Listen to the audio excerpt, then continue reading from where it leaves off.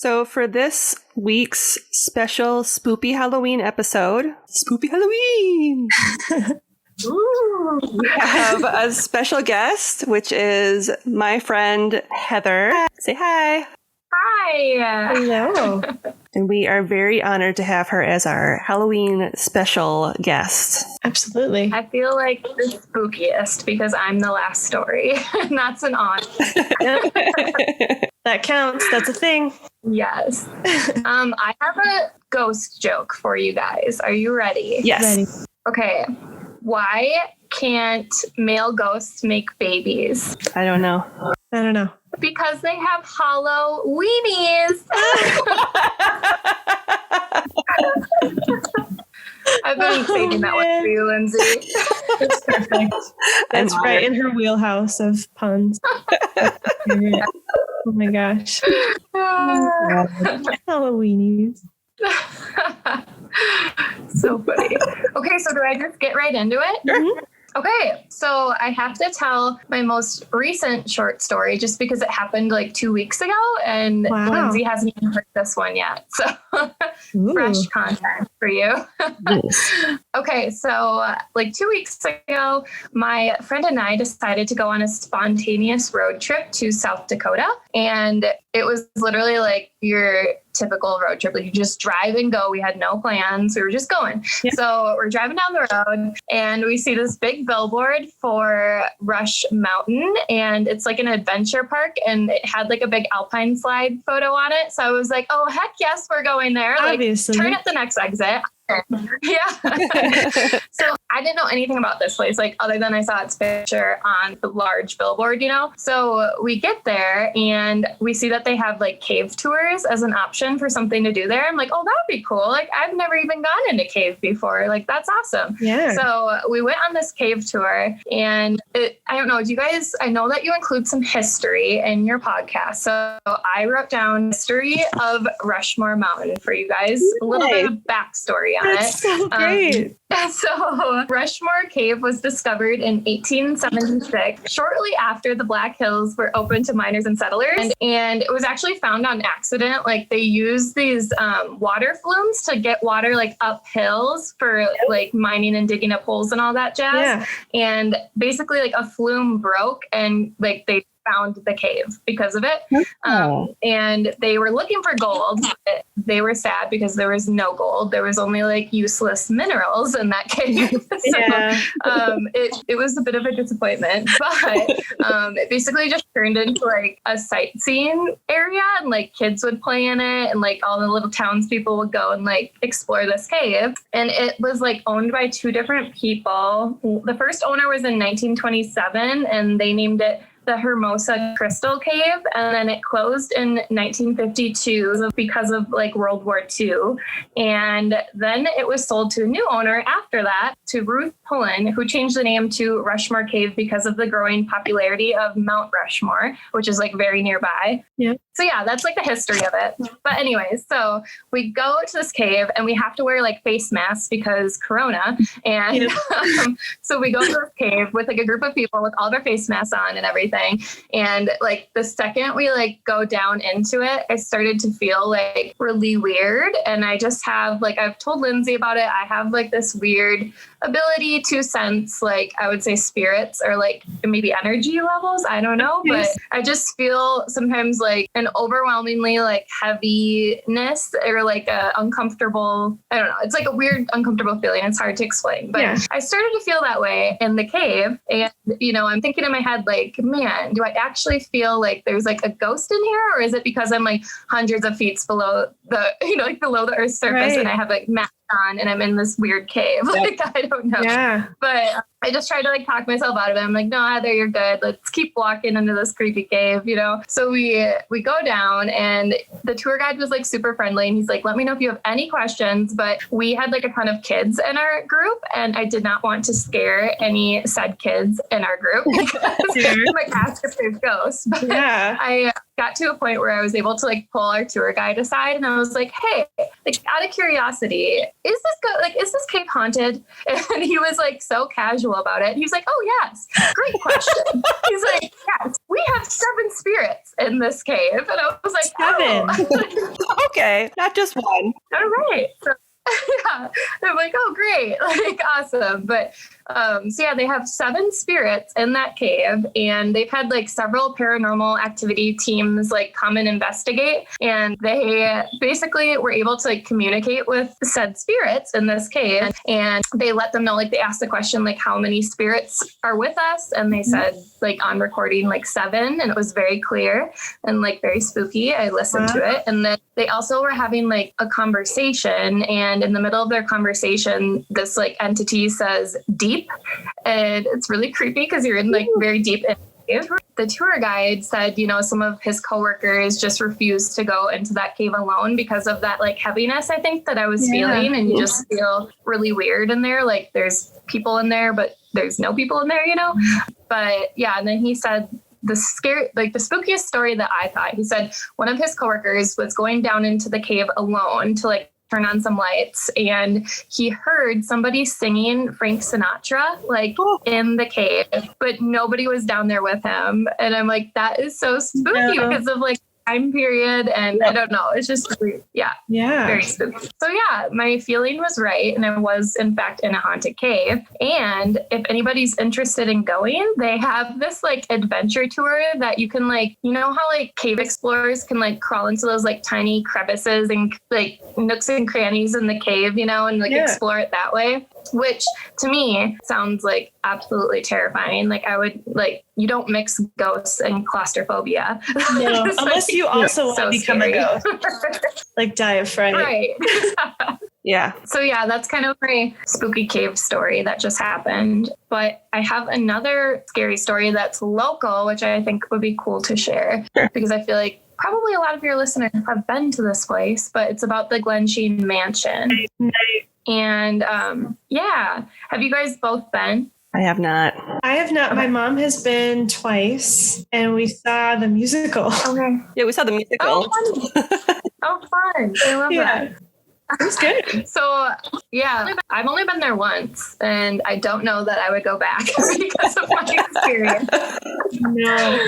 So basically, it was like my fiance was with me, and then our 2 best friends were with us as well. And we decided to just do like the regular mansion tour. And, you know, like the second we walked into the mansion, I just remember like that overwhelmingly like uncomfortable feeling hit me, but it was like weird because it was almost like affecting me like physically. Like I remember getting really hot and like taking off my scarf, and then I remember getting like really cold and putting it back on, like different temperature changes. And then I don't know, I just like didn't feel good in the mansion. Like it was not a good feeling. And so the tour started, and we head up like the grand staircase, like in the entryway, which is where I think it's either like the maid or somebody got murdered with a candlestick, I believe, like bludgeoned to death, essentially. Yep. That was on the stairs, yeah.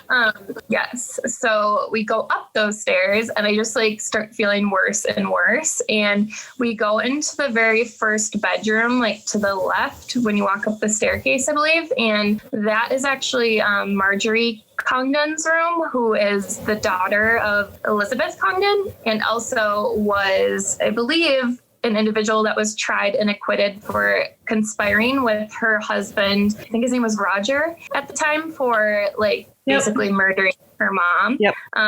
And I believe her mom was smothered to death, like with a pillow during her sleep, is how her mom died. But anyway, so we were in Marjorie's room, and I just start to feel like really weird. Like I remember seeing like, I don't know, they have like a blue and white like floral wallpaper in there. And I remember that was like the last thing I saw. And apparently my friend said that I was standing there, and he said I kind of started like rocking back and forth. And then he said my eyes rolled into the back of my head, and I just like passed out and like fell backwards. But he caught me. Thank God. Yeah, I like totally passed out, and I like remember coming to sitting on a chair, and Sawyer, my friend, was like, "Hey, like, are you okay? Do you remember what happened?" And I was like, "Yeah, I'm good. Like, I think I just started to feel a little sick and I walked out of the room." And he was like, "No, like, you definitely passed out." And I was like, "Oh, great."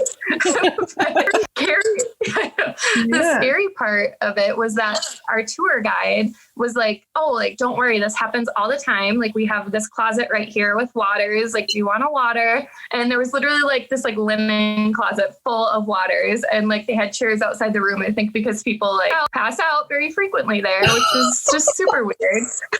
And they don't have a disclaimer, or like, if you faint easily, don't come in here. Like, warn us, sister. Yeah, like a sign. I don't know. Like, if they have chairs out, they can have a sign. Yeah. Right. Yeah. So that was just weird. And then, you know, everyone was like, "Oh, like, did you eat before?" And I'm like, "Yes." Like, I remember we stopped at a gas station, got snacks. I was drinking a Gatorade beforehand. Like, I was not hungry or anything like that. It had nothing to do with that. And then, you know, when we left for the tour, right when we walked outside, I felt completely fine. Like, back to normal. We went out partying like later that night. I was like totally like myself after that. So I don't know. It was just more of like a feeling in that mansion. But I actually met this person that works at like a metaphysical store in Uptown, and he told me that he really likes the Glenching Mansion because it was the first place that he knew that he was able to see spirits, which I thought was super interesting. He said that he went there when he was like 6 years old with his parents on a tour, and he asked his parents on the tour, like, "Mom, Dad, why are there people with red paint on their costumes, like, in the mansion?" And the parents were like, "There's nobody with red paint on and like wearing costumes in this mansion," you know? And that's where he learned that he unfortunately like sees spirits the way they die. So like he sees them blood and gross. Yeah. So I thought that was really weird too. I'm like, wow, what a coincidence. What a fun ability. Yeah. Great. Thank goodness I don't have that. Yeah. Can't imagine, because then you also like, are you real, and should I be scared for my safety right now? Is this like just a terrible movie version, right, where you like, I'll blink a couple more times and you'll be gone? Yeah. Yes. So anyways, that's my second spooky story, and I have one more that is short, I promise. This one involves me like actually seeing ghosts, which was like the first time I actually saw a ghost was basically in my college dorm, and it's called Lord's Hall. I went to Winona State University, and that dorm, I believe, used to be either like a convent for like nuns, or I've also seen on the internet that it was like an infirmary for nuns as well. So anyways, nuns lived there. So either way, nuns. Either way, they lived or got sick there. Yep. Yes. And I don't know, there is like a backstory on it, but there's so much controversy, like if it's true or not. But there's like the story that all the kids tell. And basically it goes that a priest impregnated a nun, and the priest, like, obviously that's a big no-no. And the priest then, once the nun delivered her child, he threw the child down like the elevator shaft to kill it. And then the nun committed suicide by like jumping off the stair, like the railing, and falling like several floors. And then the priest committed suicide by hanging himself in the chapel, which is now like where the actual swimming pool is. So, oh no! Yeah. There's Why would you put water there? horrible idea. Oh no! Great. But now there's stories that like the pool there is haunted. I never once went in it because of that. But people, they would feel like someone tugging on their legs when they're swimming, which is terrifying. Nope. Yeah. Yeah, haunted water is a big no. Yeah. No. Oh man. But yeah, and then so I don't know, like that stairwell is also pretty haunted. And there's actually like one specific room where that nun was said to like live, like her room is apparently really haunted. I think her name is Ruth. Like they named the spirit because they did like a Ouija board and she spelled her name. Like a lot of paranormal investigators have been there. And so I don't know. I believe 100% that the dorm is haunted. My friends have had weird experiences that went to college with me. I had weird experiences. There was one night where I was up really late studying and I like had to go to the bathroom. So I left my dorm and I'm like basically like towards the end of a very long, narrow hallway on the second floor. And I like remember looking down and seeing who I thought was like a student at the time at almost like the end of the hallway, but by the stairwell. And I realized like, oh, why doesn't he have like a backpack on? Or like, I don't know. I just realized like, oh, he's wearing like all black. And then I saw like the white, like collar. And then I remember like clicking in my head, like, oh my God, like that's a priest. Like that is not a student. Like that's weird. Yeah. And it was like kind of like, it was definitely like a person. And I remember just like staring at him and then he like disappeared, like as I was looking at him. And I was like, oh. So then I like did not go to the bathroom. I ran back in my room and hid under my blanket. Yeah. And then I saw a second ghost there actually too. And this one was in that same hallway, but at the very end of the hallway, there was like a window and like a heater with like, I don't know, like different pipes and stuff. And I remember it was late at night again. And I don't know what I was doing. I was just watching TV or something. But again, I had to go to the bathroom late at night, which I should have learned my lesson from the last ghost. But so I looked down the hallway and there's like this like white misty figure like at the end of the hallway. And I remember it was really weird because it was like an old timey dress, like the very big puffy extravagant, like but white. And I could see through her and I could see like the heater and like the window behind her. So it was kind of like almost like a fog essentially is like the best thing that I can compare it to. But I remember I just like looked away and went back in my room. Like I didn't see if she like disappeared. I didn't stay long enough. Yeah. So I just, and again, like even just living there, like I was so uncomfortable, like the heaviness, like you just feel like there's people with you. And I remember people would say they would see shadow figures, you know, like when they're, but not see somebody walk by, but you would see a shadow figure, you know, things like that. My friend was in her dorm room when her fan like flew across the room and it was like a medium-sized fan and it was on a shelf and it flung it across the room with force. Yeah, like things would move. I also was friends with a janitor there because I had to do community service at my college for a while. Stupid ex-boyfriend carried a beer into the dorm and I got in trouble for it. So annoying. But yeah, I had to do like 10 hours of community service. So I had to help this janitor like day in and day out. He was just like this old guy, like super nice. But I remember asking him, like, have you had anything weird happen? Like, I'm pretty sure I saw a ghost, you know?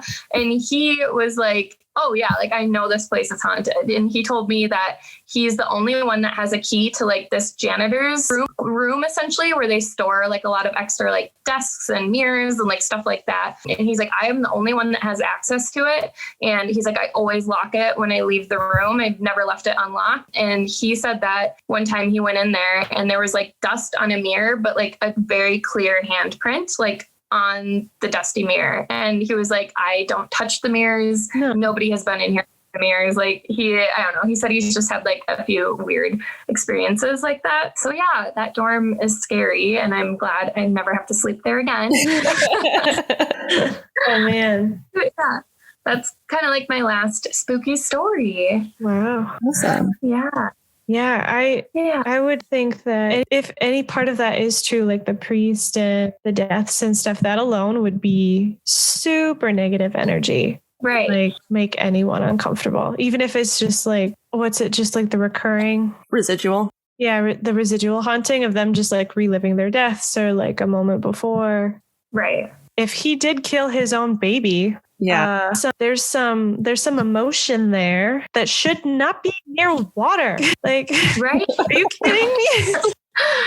I know. That's like the Native American no. Like that's what they say. Like indigenous people are like, dude, water and ghosts, like don't mix. Don't mix. Don't do it. Definitely. Yeah. I don't know. It's a spooky place. And even like even if the nun and priest story isn't true, like it was for sure an infirmary, or is that how you say it? Infirmary? I don't know. But there's sick people there, and like stuff like that. Well, so there could be a priest there too if it's an infirmary for like last rites. Mm-hmm. Yes, absolutely. Yeah. And I don't think it's a coincidence that like I saw a priest and a lot of the stories align with that, Mm-hmm. Yeah. Wow. Well, thank you for sharing your terrifying experiences. I'm sorry You're welcome. I'm sorry that they affect you so much, like with the fainting, because that, like, eyes rolling in the back of your head, that could have been a seizure. Right. I know. It is scary. Intense. Yeah. Like I don't enjoy the uncomfortable feelings, but I'm glad that hasn't happened before. I think it's just like places that have like a really strong energy, or like a really bad presence, maybe like take a lot out of me. But yeah, it's just the weirdest thing. I always thought I was like crazy, but I reached out to my mom, who is a real estate agent. And, there was like a time period where it was really bugging me because I was living in a place that I felt like really uncomfortable, like somebody had passed away there. And I, like reached out to her and I was like, I can't sleep at night. I feel like super heavy, like the sadness. It's horrible, and she's like, oh, like that happens to me too. And I was like, what? And she never told me that. And this was like 3 years ago that she told me this. And I was like, what do you mean? And she's like, oh yeah, like the second I walk into a house, I can tell instantly, like if somebody has passed away there, if there's a presence or anything like that. She's like, I can just feel it. And I was like, oh my God, you let me know my whole life thinking that I had these spiritual powers by myself. Thanks a lot, Mom. Right. Dang, Mom. But yeah, so I don't know. At least I'm not like the other guy and I can't see spirits the way they died. That's terrifying. Yeah. It could be worse. Yeah, I can't imagine that, especially if like you're walking home or something, like, Yeah. oh, that'd just be terrible. Yeah. You'd have to hope that like he experiences that heaviness too, so he can kind of tell the difference, or I don't know. Right. Yeah, but there's some sort of like physical thing that he experiences, so he can be like, yeah, this is a ghost versus, oh my God, this person was hit by a car and I should call 911. Right. This maybe ghost person looks mangled. No, please come. And don't take me with you if I'm wrong. Yeah. Man. Right. I know. It's so scary. Well, thank you so much for sharing. Yeah, thank you, Heather. Of course. Thanks for having me. Yeah. Maybe if this keeps happening, I'll have more great stories for you. For sure. Well, Lindsay has. Are you saving John for this one? Mm-hmm. Oh, yeah. Do you know about John? Yeah. Oh, yeah, I know about John. That's how Lindsay and I bonded at work. We would talk on the couch for like hours. I mean, not hours. Sorry if our bosses or old bosses listening. Really hard workers. But we would talk on the couch for hours about like our ghost experiences. And Lindsay's are like significantly more scary than mine. Like mine are like, oh, I saw a ghost here and there, but she's like, I had a ghost like on my bed. Like that's terrifying. That is because of that stupid jar of nails and stuff. Oh yeah. She made like a terrible protection ward jar, and like I think everyone in our entire family believes that opened the portal. Oh, so like no. we all started experiencing it because it was like, yeah, some residual stuff here and there. But after she buried that thing, it was fine when I buried it. It was when it was dug up that we started experiencing issues, because it was dug up when they built the house behind our house. I thought it was better after it was dug up. No, I don't think so.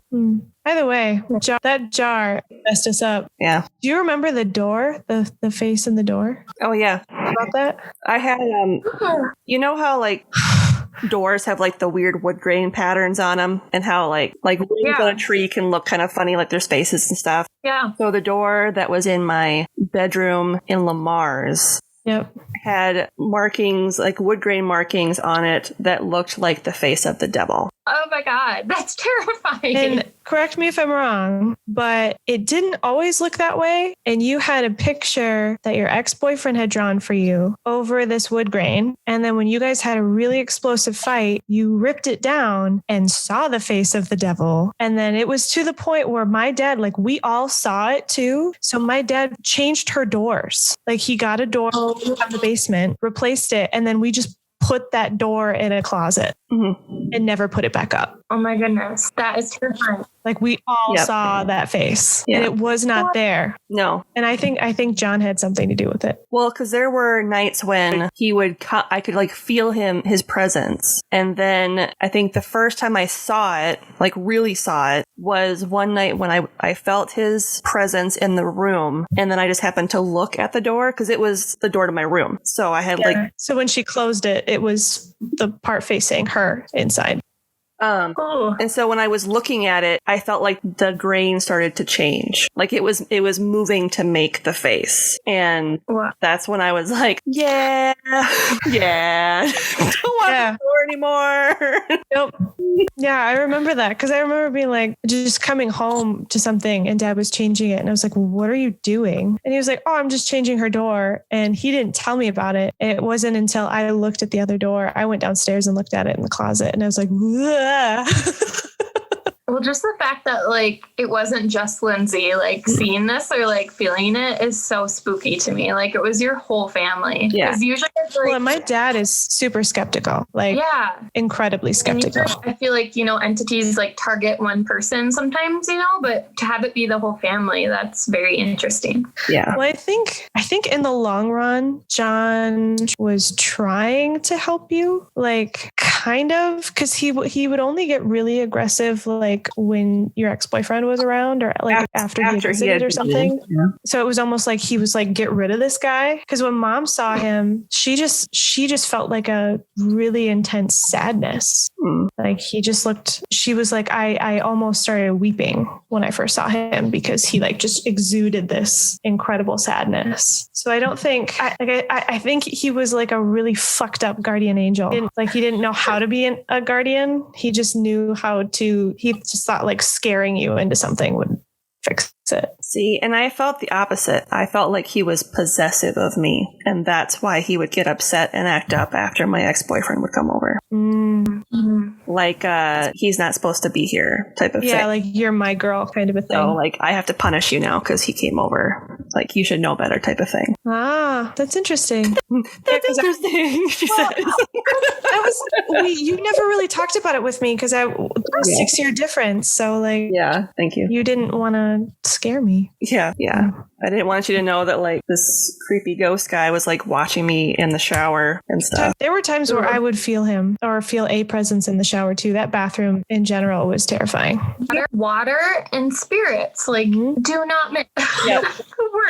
There were times where I'd like rush to get done. And I've actually had stress dreams, like nightmares since of that bathroom, like of having a spirit or something horrible happen in that bathroom. And it was like a like model home. Yeah. And it shouldn't have had anything to do with that home. It was like a manufactured ready to go. Yeah. It was like made in like the 90s. Yeah. So I don't know if like something happened on the land. I think it happened on the land. Some sort of residual thing on the land prior to us building our house being placed there. So did I ever tell you about the farm workers and stuff that I've seen nearby? So we had like we were on like a incline, and so it was like one house and then our house, and then across the street it was like mirrored, and the second house, I always had friends there. So I was friends with a girl named Amanda before, and then a girl named Brittany once she moved, and Brittany had a sleepover where we camped out in her backyard. And this was they hadn't developed any of the land behind her house, so it was still like just alfalfa fields. And there was one, like I had woken up really early, like right when the sun was starting to rise, and I had gone out of the tent and I saw like a line of people working in the alfalfa fields, like literally like probably a couple hundred people, like all just like working in that field. And I just remember like continually blinking because like if somebody did collect the alfalfa, it was one guy in a machine, like like a tractor, like there was no manual anything. Right. And when I couldn't like get rid of it by blinking, there was a big man with like a huge hat, and he turned around, looked right at me, smiled and waved, and started walking towards the house. And other people turned, saw me, and started walking toward the house too. And I noped right out of there. I went inside the house and I like hid in the kitchen. I was sat on the floor in the kitchen so I couldn't see those bay windows for like 10 minutes. And then when I went back, there was nobody there, not a single person. Crazy. Oh my goodness. Well, that isn't. It was crazy in itself. And then when they looked at me and recognized that I could see them, and then like wanted to do something about it. Like, wait, what? Like, I'm like 12. Like, please go away. Yeah. So scary. That was one of the scariest things. And that was right in the area. So something happened. I think I remember a mom once tried looking it up to see if like people died there or there was like some sort of weird thing with the crops or something. I don't know. But she never found anything. Interesting. But that land was messed up. Yeah. Mars was fun. Ice cream capital of the world. Lemons. Totally not haunted. Asterisk, maybe haunted. Ignore the ghost. Have some fun. Have some ice cream. Yep. Ice cream keeps the ghosts at bay. Yep, man. Yeah, I think I don't want to say one of my favorite, but one of my favorite stories to share from living in that house was the time I woke up, because for a long time I had like a day bed, like the couch looking type bed. Yep.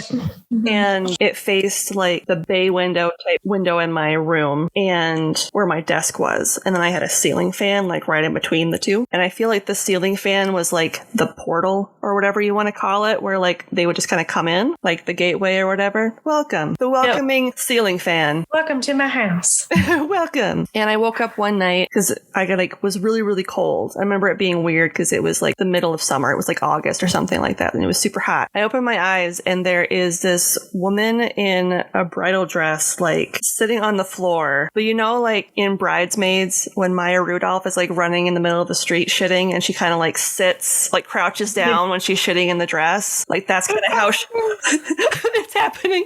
It's happening. Like, that's how she was sitting on the floor, was like that posture where she's not really quite sitting, but she's like crouched on the floor with the dress all around her. And she was covered from like head to waist in like blood. No, that is terrifying. Oh my god. And she was like crying, but I couldn't tell if she had like a head wound or if she'd been like stabbed or if her like throat had been cut, because it was just like just blood everywhere. It was like Carrie. Like it was. Or maybe she like witnessed somebody dying. Maybe. I don't know. I just know there was a lot of blood and she was in a wedding dress, and I was like, nope. And then I like rolled over real slow to face the wall. Yeah.